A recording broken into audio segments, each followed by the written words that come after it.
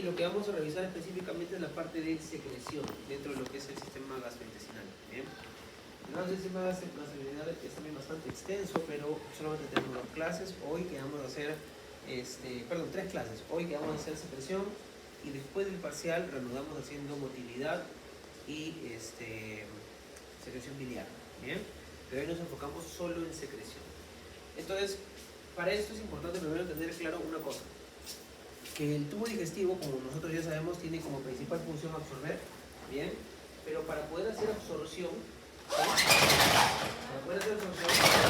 se necesita previamente que las moléculas que nosotros ingerimos con los alimentos se descompongan químicamente, y eso se llama digestión, ¿sí?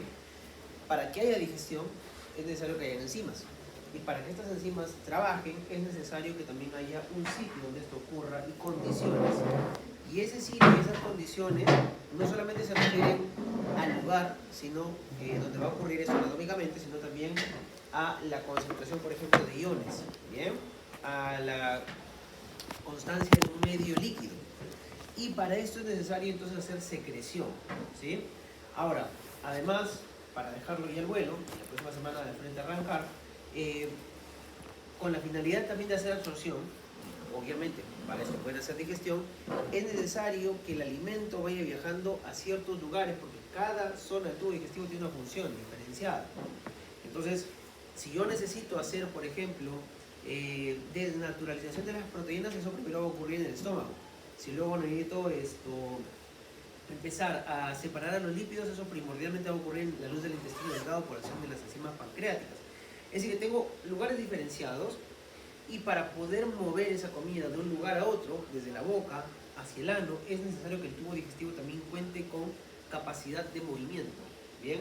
Entonces el tubo digestivo va a hacer motilidad, y junto con la motilidad va a hacer secreción, y gracias a estas dos cosas vamos a poder hacer digestión y en última instancia absorción.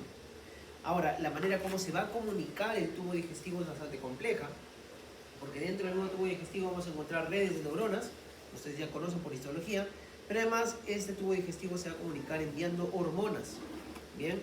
Que son las que llamamos péptidos gastrointestinales, o hormonas gastrointestinales, que no solamente tienen función dentro del tubo digestivo, sino en otros lugares del cuerpo, pero eso ya es materia de otro estudio, ¿bien? Entonces, habiendo dicho esto y esta breve introducción, este esquema que ven por acá, lo que representa es la manera como se organizan los reflejos dentro del tubo digestivo. Ustedes ya conocen que cuando cortamos el tubo digestivo encontramos diferentes capas, mucosa, submucosa, circular interna, longitudinal externa, luego la serosa y demás, ¿verdad? Ok, esta representación lo que intenta diagramar es lo siguiente. Esta línea circunvolada haría las veces de una mucosa, ¿bien? Y debajo de eso vamos a encontrar este cuadrante blanco que está representando al conjunto de neuronas que está debajo de la capa submucosa, el plexo submucoso, ¿bien? O también llamado plexo de Meissner. Y luego esta caja de color gris está representando al conjunto de neuronas que se encuentra entre las dos capas de músculo, bien liso. Es el plexo mientérico de agua, correcto. Muy bien. Ahora, ¿por qué es importante esto? Solamente nos vamos a encontrar revisando hoy día, recuerden, la parte de secreción. Pero miren lo que pasa. Cuando por acá llega un estímulo en la luz del tubo digestivo, y esto puede ser estímulo de tipo químico, mecánico, térmico y otra índole más, hay una neurona, mira, esta de color gris es una neurona aferente, es una neurona sensorial que captura esa información. Por ejemplo, si tú al tubo digestivo le pones comida, ¿sí? Ese tubo digestivo se distiende, se abre. Eso es un estímulo mecánico. Esta neurona sensa eso y envía información, mira, a la caja blanca, que es el plexo submucoso. Esta neurona de color gris se conecta ahora con esta de color negro. Esta de color negro dice que es una neurona efectora, correcto, porque esta neurona efectora le pertenece al plexo submucoso y mira, aquí le va a dar una orden a esta celulita que es una glándula y a este conjunto de células que son vasos sanguíneos. Entonces básicamente, cuando yo pongo un estímulo aquí, por ejemplo un estímulo mecánico, mi plexo submucoso se estimula y responde secretando. Y vasodilatando. Claro, y vasodilatando. Buena observación, porque para yo poder hacer secreción necesito primero vasodilatar, necesito entregar sangre. Ese es un punto importante debido a que la secreción que se vierte al tubo digestivo viene de la sangre, ¿sí? Y para que ustedes tengan una idea, este es un pedacito del tubo digestivo, pero si tomamos todo el tubo digestivo, entra la secreción que hace las glándulas salivales, la secreción esofágica, la estomacal, la intestinal, la pancreática, la biliar, la colónica, todas esas, al tubo digestivo le llegan en total 9 litros, 10 litros de líquido. Y esos litros no solamente han venido de lo que has bebido, sino sobre todo de lo que se ha secretado. Si esa cantidad de líquido que ha salido de tu plasma no regresa, vas a estar en severos problemas. La cantidad de líquido nuevamente que se vierta al tubo digestivo como secreción son 9-10 litros. De eso, lo que sale por las heces son 200 mililitros. Lo que significa que 9.8 litros han regresado, o sea, solamente ha sido un prestadito. Bien, de ahí entenderás por qué tienes tantos problemas con el desbalance hídrico y también electrolítico cuando tienes diarrea, por ejemplo. ¿Sí? Porque estaría perdiendo líquido de mi extracelular. Bien, así que es muy importante, sí, ese aspecto de la vasodilatación, porque sin vasodilatación la glándula no secreta. Bien, ahorita vamos a ver justamente ese detalle. Ahora, al vuelo también comento lo siguiente. En realidad, nosotros vemos hoy día secreción por separado, pero la motilidad no está desagregada. Cuando ese estímulo mecánico llegó, no se ha quedado en el plexo submucoso, sino que una parte de esa información, mira, viaja directamente acá, a esta caja gris, que es el plexo mientérico, y se responde de forma automatizada, estimulando un músculo liso para que éste se contraiga o se relaje y se genere movimiento. Y además, esa información podría no ir directamente al plexo mientérico, sino salir del tubo digestivo y llegar al sistema nervioso central, regresar al plexo mientérico y de ahí otra vez al músculo liso. Como te das cuenta, entonces, hay una organización bastante bien compleja, pero lo que sucede es que si yo a un segmento del tubo digestivo lo distiendo, por tomar un ejemplo de un estímulo, no solamente va a aumentar su secreción, sino también su movimiento. ¿Bien? Suceden juntos, tienen que suceder juntos, porque de nada me sirve que haya secreción si no hay movimiento. Porque además, la secreción contiene muchas veces enzimas o sustancias para lubricar. Y para lubricar yo necesito que haya movimiento. Entonces de nada serviría que solamente haya secreción si no hay movimiento, o al revés. Que solamente haya movimiento sobre seco. Bien, entonces por esa razón las dos cosas son necesarias. Solamente que otra vez las separamos por una cuestión académica. Bien, dicho esto, ahora sí vamos a revisar cada una de las secreciones. ¿Sí? La primera secreción que vamos a revisar es la secreción salival. Y de arranque les voy a decir que todas las secreciones que vamos a estudiar, todas se producen en condiciones de reposo y también en condiciones de estimular. ¿Qué quiere decir eso? Que durante todo el día ustedes están secretando saliva, secretando secreción esofágica, gástrica, intestinal, pancreática, biliar, colónica, todo el día. Pero esa cantidad de secreción puede aumentar, y de hecho lo hace, cuando hay estímulos. Y esos estímulos justamente están relacionados con la comida. Cada vez que yo como, esta cantidad de secreción va a aumentar varias veces más. Entonces, por eso decimos, por ejemplo, en el caso de la saliva, que tenemos una secreción en reposo, o basal en este caso, y secreción estimulada. Y nota que cuando estamos en reposo o cuando estamos en condiciones estimuladas, las glándulas no son las mismas contribuyentes. Es decir, siguen siendo las mismas glándulas que producen la saliva, pero cuando estás en reposo, la que más aporta es la submandibular sublingual. ¿Bien? 68% de toda la saliva que produces. Bien, las parótidas 28%. Pero cuando tú comes y llegan diferentes estímulos, ahorita vamos a ver cuáles, aumenta mucho más la secreción de la glándula parótida. También aumenta, por supuesto, o se modifica también, por supuesto, la de la glándula submandibular y sublingual, pero la que aumenta notablemente es la de la parótida. Bien, ok. Y esta secreción de la saliva es una secreción que decimos que es serosa, bien, porque se parece mucho al plasma, bien, no tiene tantas proteínas, pero sí tiene un tipo de proteína especial que es la tialina, que es una enzima en realidad, que también le llamamos, comúnmente le llamamos así, alfa-amilasa salival. Salival, correcto, porque hay otra alfa-amilasa que es la pancreática, bien. Esta alfa-amilasa digiere, mira, específicamente dice acá el almidón, no dice los carbohidratos, o sea, dice el almidón. Porque no digiere todos los carbohidratos, solamente el almidón y una parte del almidón. Empieza la digestión. Inicia la digestión de los carbohidratos, correcto, digiriendo el almidón. Y ha sido pregunta del examen nacional de medicina, por si acaso. Esta alfa amilasa, tanto la salival como la pancreática, lo que rompe es un tipo de enlace que se llama enlace alfa 1,4. Bien, por si no lo has visto en bioquímica, el almidón es algo así, son moléculas de glucosa, cada una de estas bolitas es una molécula de glucosa unida por un enlace, que estoy poniendo de color azul, que se llama enlace glucosídico. Y ese enlace tiene un nombre, es el enlace alfa 1,4. Pero cada cierto tanto, este almidón por ahí se ramifica y acá hay un punto de unión con un enlace de otro color, porque ya no es enlace alfa 1,4, es el enlace alfa 1,6. Y por acá apareció una molécula de glucosa y después unida otra y otra vez vuelves a ver los puentes de color azul. Y por acá de repente otra vez una ramificación. Y así.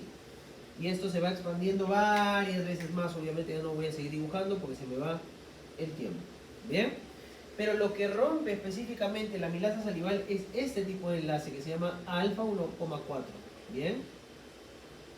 Bien. En cambio, este enlace de color rojito que está por acá, este es el enlace alfa 1,6. Ese no lo rompe la amilasa salival. ¿Bien? Entonces, la amilasa salival y la amilasa pancreática no pueden digerir todo el almidón, solamente una parte de él. Para romper ese otro enlace alfa 1,6 necesitamos otras enzimas que no están en la saliva, bien, van a estar en el intestino delgado, ni siquiera en la secreción pancreática, sino en el intestino delgado. Ahora vamos a ver. ¿Bien? Ok. Entonces, ¿qué es lo que estimula en la condición estimulada a la secreción de saliva? Son varios estímulos, pero para eso nosotros tenemos que entender una cosa. Primero vamos a este diagrama general. Que existe algo que se llama los núcleos salivatorios. ¿Bien? Están otra vez en el bulbo raquídeo, como casi todo lo que hemos venido viendo. Estos núcleos salivatorios son dos, uno superior y uno inferior, pero están en el bulbo raquídeo ambos. Y estos son los que van a mandar la orden. Si ellos se estimulan, va a haber secreción salival. ¿Qué cosa estimula este núcleo salivatorio? Mira, el olfato, el gusto, el oído, la vista, la presión en la boca. En otras palabras, el hecho nada más de que haya comida, cualquiera sea, en la boca, o sea, presencia de algo en la boca, ni siquiera comida, sino presencia de algo en la boca, te metes un lapicero en la boca, vas a salivar. Bien, presencia de algo en la boca, presión en la boca, se estimula a este centro, a este núcleo salivatorio. Bien, ahora, se van a potenciar estos estímulos, por supuesto, porque si tú, además de tener la presencia de la comida, hueles la comida, bien, recepcionas el sabor de la comida, se estimula mucho más. Además estás mirando la comida, bien, escuchas incluso, por ejemplo, cuando comes tu papita Pringles, ¿no? Sí. Como suena así toda bien rica, ¿no? Y igual todo eso estimula varias veces más a ese núcleo salivatorio superior. ¿Bien? Todo eso se junta, por supuesto. Ahora, hay cosas que pueden hacer que este núcleo salivatorio superior e inferior también se depriman. Por ejemplo, el sueño, la fatiga y el temor. La depresión también se ha encontrado que disminuye la secreción salival. Bien, una vez que este núcleo salivatorio superior e inferior salivatorio se ha estimulado, de ahí van a nacer neuronas parasimpáticas preganglionares. Esas neuronas parasimpáticas preganglionares salen y hacen sinapsis en ganglio, en un ganglio parasimpático, uno que es el gangliótico, el otro que es el ganglio submandibular. Y de ahí salen neuronas postganglionares parasimpáticas. Bien, estas neuronas postganglionares parasimpáticas disparan a acetilcolina. ¿A quién? A la glándula parótida y a la glándula submandibular. Y en cada una de estas va a haber receptor de acetilcolina, un receptor muscarínico, sobre todo el receptor M3. Y una vez que estimulemos con receptor M3, con acetilcolina, el receptor M3, lo que va a suceder es que la secreción salival, por supuesto, va a aumentar. Y también va a aumentar la cantidad de sangre que llega para poder aumentar esa secreción. Bien, si miramos esto desde acá, bien, este esquema ya es un poquito más anatómico. Veremos a los dos núcleos salivatorios, ¿no? El superior y el inferior, que están en el tronco encefálico, sobre todo en el bulbo raquídeo. Bien, de estos núcleos salivatorios estamos viendo que está saliendo las neuronas preganglionares parasimpáticas, uno que va hacia el ganglio submandibular, que es el núcleo superior, y el núcleo inferior va para el ganglio óptico, y de ahí ya salen las postganglionares. Bien, ok, perfecto. Entonces eso nos indica que estos núcleos salivatorios efectivamente, si son estimulados, llevan la información para allá. Ahora, nota que este núcleo salivatorio está recibiendo información desde arriba. ¿Bien?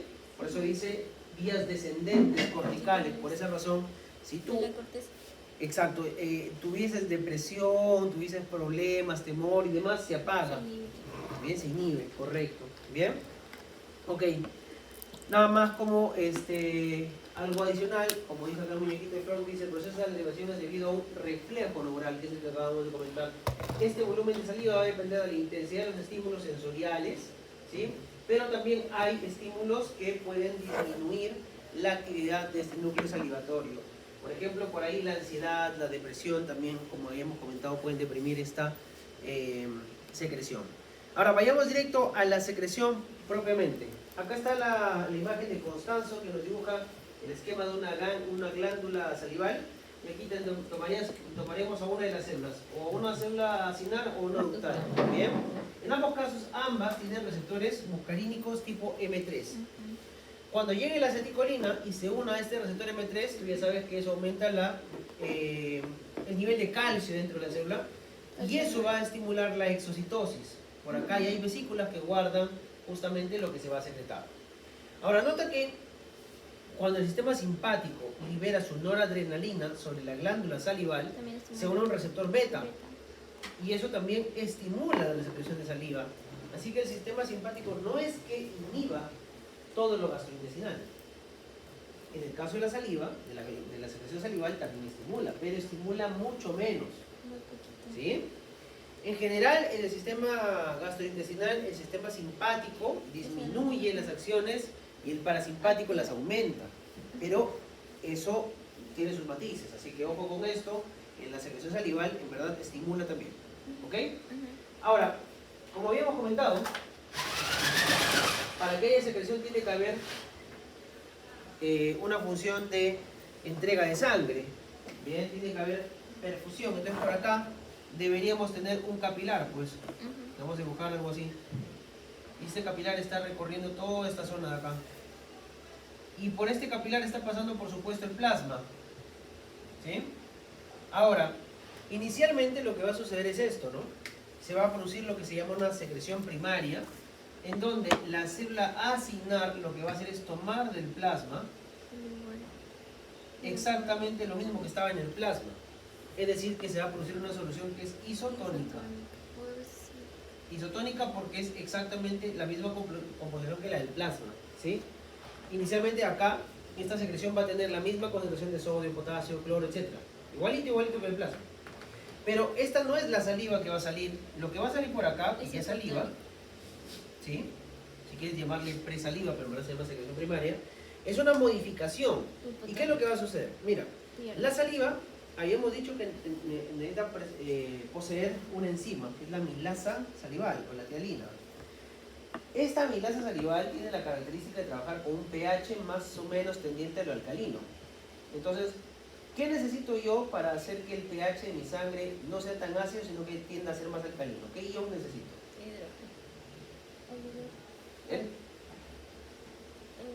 Más hidrógeno sería más ácido. Quiero más bien menos ácido, quiero más alcalino. Más bicarbonato, correcto. Pero la sangre no es que tenga mucha cantidad de bicarbonato. Entonces yo necesito concentrar el bicarbonato aquí. Y para eso lo que voy a hacer es lo siguiente, mira. Voy a botar el cloro. Lo voy a devolver a la sangre, al cloro.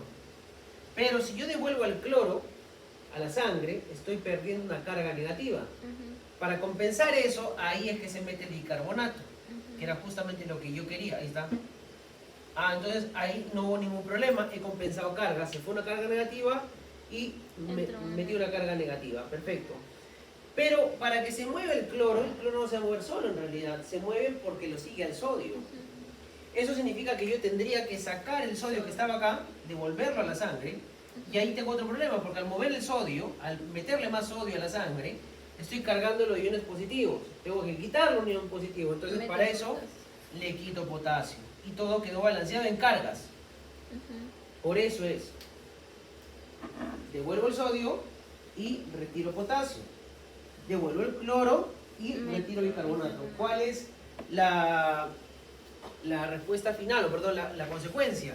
Que esta saliva va a tener más potasio que la sangre y más, exacto, y va a tener menos sodio que la sangre, va a ser hipotónica.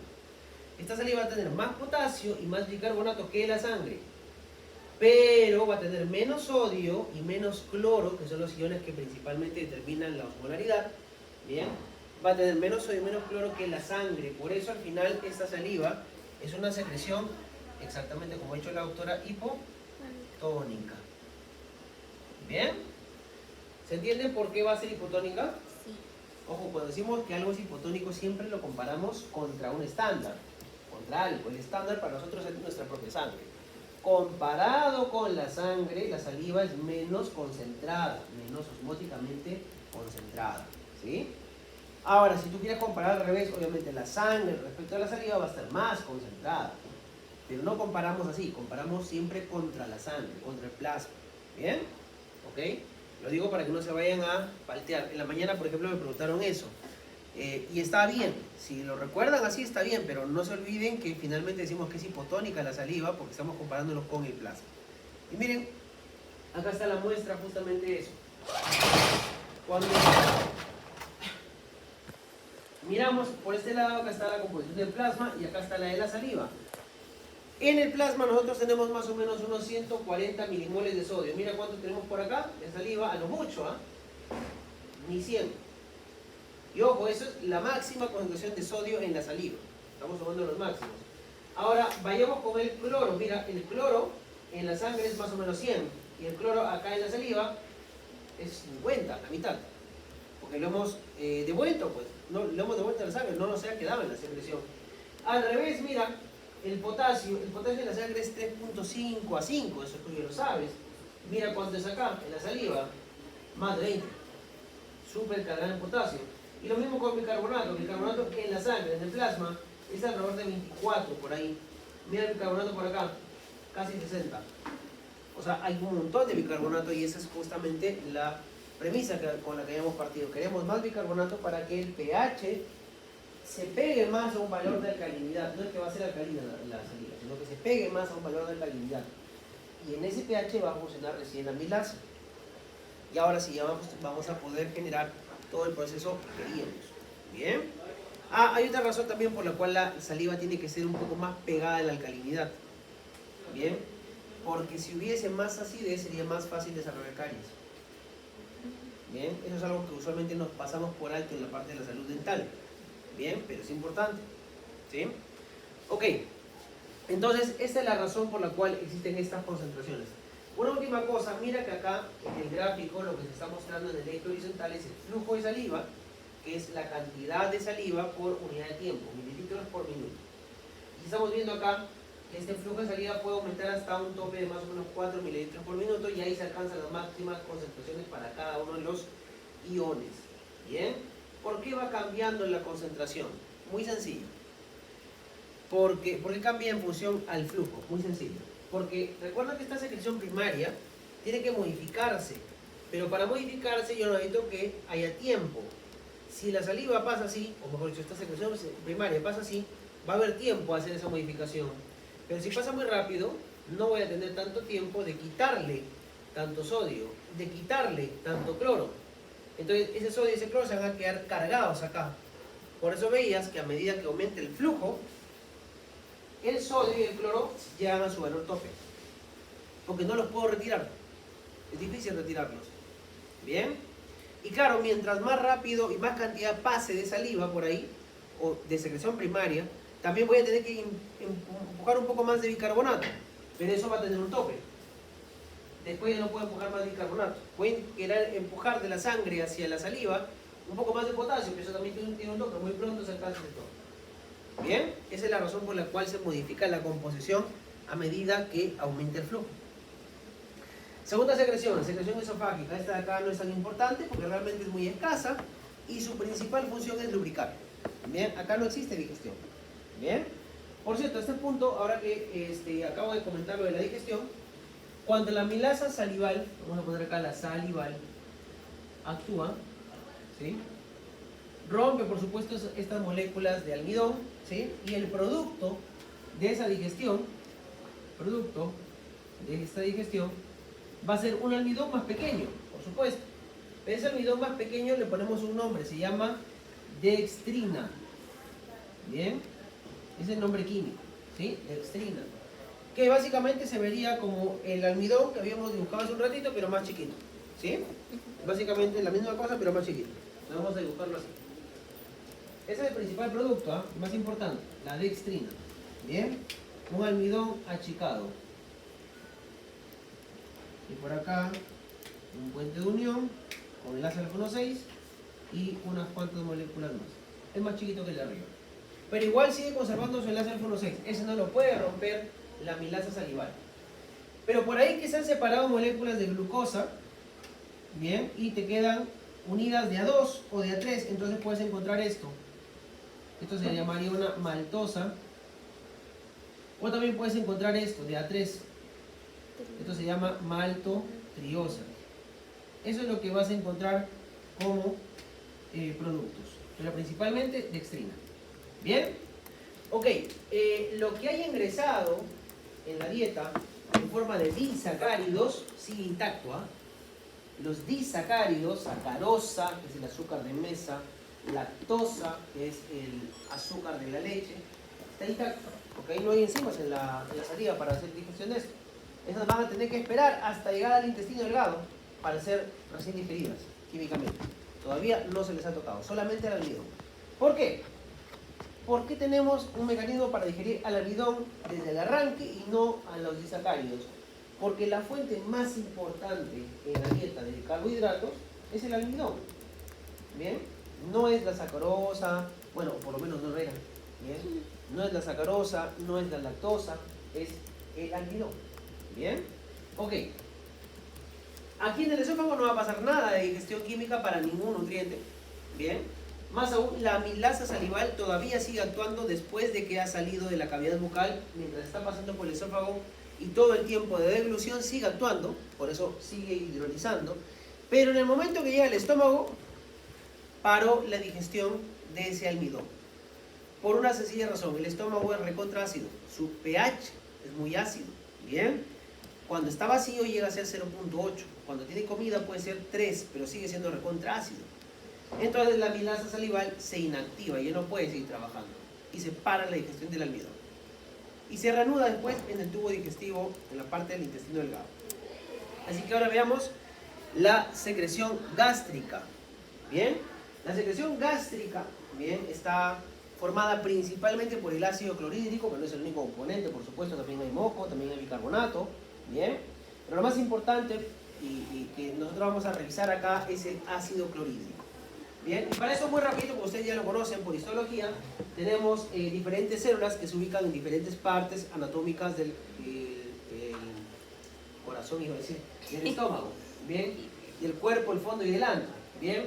Por ejemplo, por la porción más de acá del antro, donde tenemos glándulas antrales, tenemos glándulas oxínticas, bien, glándulas un poco mixtas, y como se dan cuenta acá, sobre todo va a primar un tipo de células que son las que están pintaditas en color rojo, que son las células G. Estas células van a ser muy importantes porque van a producir justamente una hormona que se llama gastrina. Bien, pero nota que estas glándulas también tienen otras células como estas verdecitas que están por acá, que son las células progenitoras. Por ahí también tenemos células que producen moco. Bien, es más, por ahí también tenemos estas células de color azulito que son las SL, porque están en inglés enterochromafin-like o pseudo-enterochromafin, es la misma cosa, como lo quieres llamar. Bien, estas de acá, las enterochromafin-like, producen histamina, bien, que es otra hormona para este caso, va a comportarse como hormona. Bien, mientras que por allá, por esta región de acá, bien, en el fondo y en el cuerpo vamos a encontrar más este tipo de glándulas oxínticas. Estas glándulas oxínticas van a tener más bien un poquito más de estas células parietales, bien, parietales que producen ácido clorhídrico y producen el factor intrínseco, que ya estudiaste en morfo general, y también contienen otro tipo de células que son las células principales, las chip de jefe o principal, bien, las células principales que producen pepsinógeno. No vayas a confundirte entre células, ¿ah? Las principales producen pepsinógeno y las parietales ácido clorhídrico, bien. Ok, vamos a revisar entonces la producción de ácido, gástrico que se va a dar en 3 pasos, ¿bien? O en 3 fases, que son estas fases de acá, la fase cefálica, la fase gástrica y la fase intestinal. Y ahorita hacemos un par de garabatos. Primero, la fase cefálica, gástrica e intestinal, las 3 juntas contribuyen con todo lo que produce de secreción el estómago. Pero de esas 3, la más importante en cantidad es la fase gástrica. Bien, produce la mayor cantidad de volumen de secreción gástrica. La fase cefálica más o menos se calcula entre 30 y hasta casi, algunos dicen 50%. El intestinal, muy poquito. De hecho, más es lo que inhibe la secreción. Vamos a explicar eso. Y hay estímulos diferenciados. En la fase cefálica, el estímulo principalmente es el estímulo sensorial. Bien. En la fase gástrica es la presencia de la comida en el estómago, específicamente por la distensión del cuerpo del estómago. Y en la fase intestinal es sobre todo la presencia del hidrógeno en el intestino delgado y también de compuestos ya previamente digeridos. ¿Sí? Ahorita vamos a explicar eso entonces. Vamos a hacer por acá un par de garabatos para poder entender eso. Ok, hasta acá. ¿Alguna duda, alguna consulta? ¿Todo claro?